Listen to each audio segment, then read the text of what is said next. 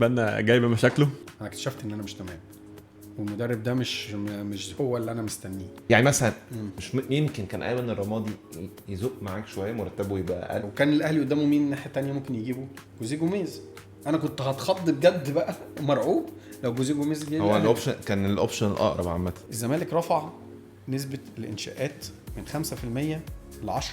فليه الدنيا اتحولت 180 درجه كده؟ قبل ماتش القمه حاجه وبعد ماتش القمه حاجه تانية خالص. الناس هتقول لي بقى عن نظريه المؤامره وعقده التهاد. إيه يا عم، اثبت لي العكس. تمام، الارض مشكله، بس دي كل حلولك بتختزلها في الارض.